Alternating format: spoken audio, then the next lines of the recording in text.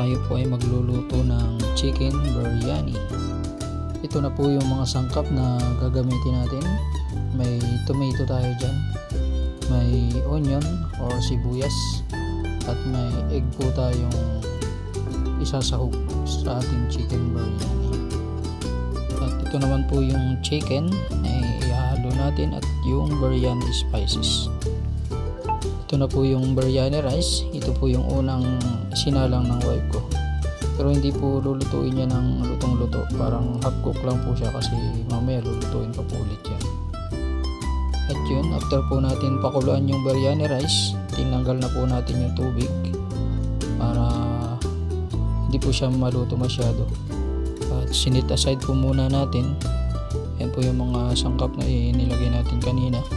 May dahon ng laurel, mga kahoy, yung mga balat ng kahoy, yung pampa-aroma niya. Ano pong ginisa ng wife po, itong onion. Nilagyan niyo po lang kaunting oil. Papupulahin lang daw niya ng kaunti yan. Then ilalagay na yung ibang sangkap. Then susunod na yung chicken at yung biryani rice.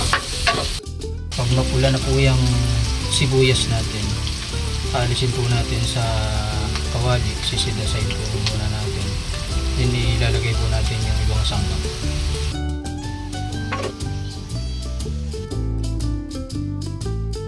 Ayan, at nilagay na po niya yung bawang na dinurog natin kanina at yung luya. Medyo brown na po yung garlic at yung ginger natin. Lagyan po natin yung manok. Sabay na po natin sa pagmisa.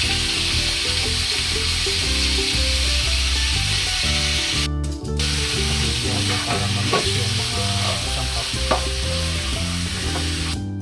Lagyan na rin po natin itong tomato para sabay-sabay na siyang maluto.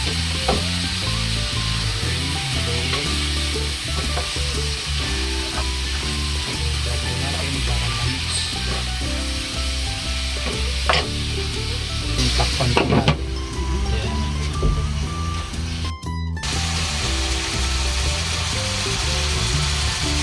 Lagyan po natin ang paminta, black pepper.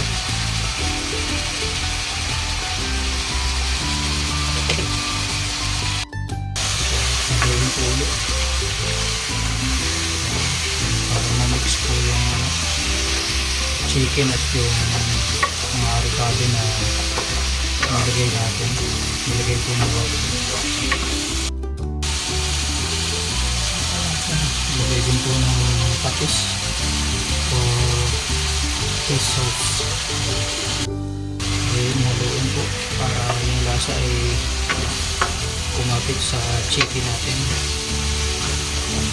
Para maglasa rin po yung sa chicken natin sa lulutuin natin biryani.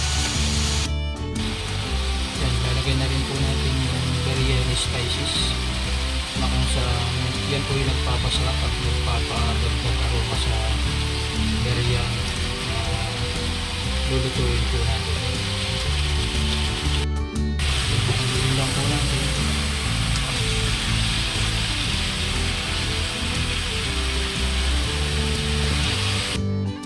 Ilagay na rin po ulit natin itong ibang mga pampa-aroma niya.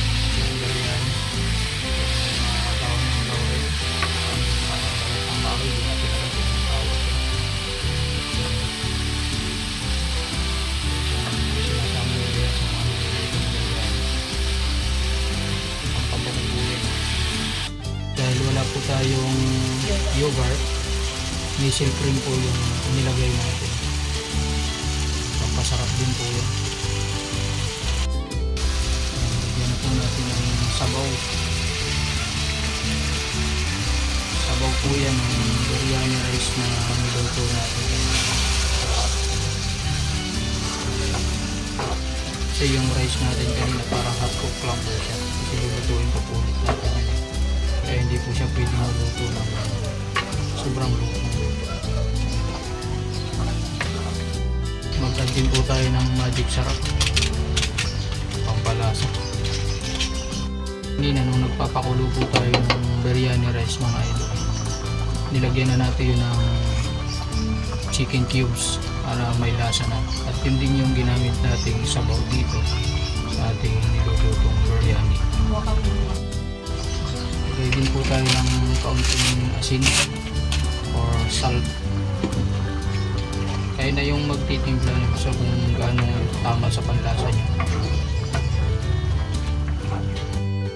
Ilagay na rin po natin yung itlog.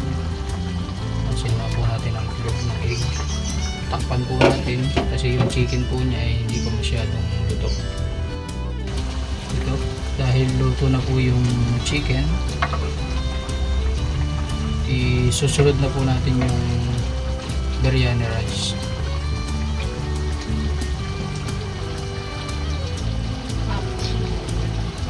Half kilo po yan na biryani rice.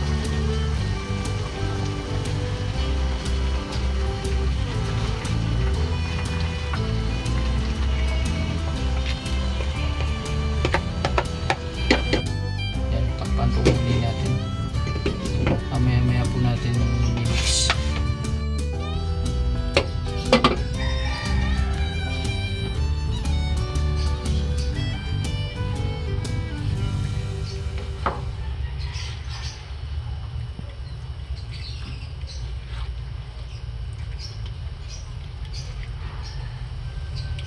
Haluin lang po natin para ma-mix yung lasa. Tamang-tama yung kalahati.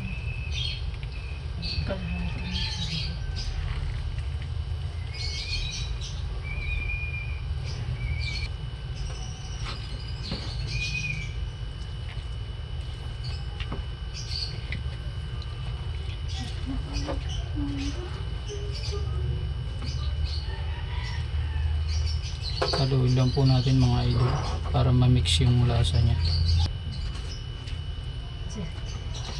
Since half cook pa lang yung bigas niya, kailangan pa yung maluto. Hindi naman half cook, parang 70%. Medyo puto na ng konti. Ayan. After po natin ma-mix yung biryani rice at yung mga una nating niluto, yung chicken, egg at yung mga recipe niya, nilagay na po natin itong sibuyas or onion na sinit aside natin kanina. So ito na po. Luto na siya mga idol. Ayan ang ating chicken biryani.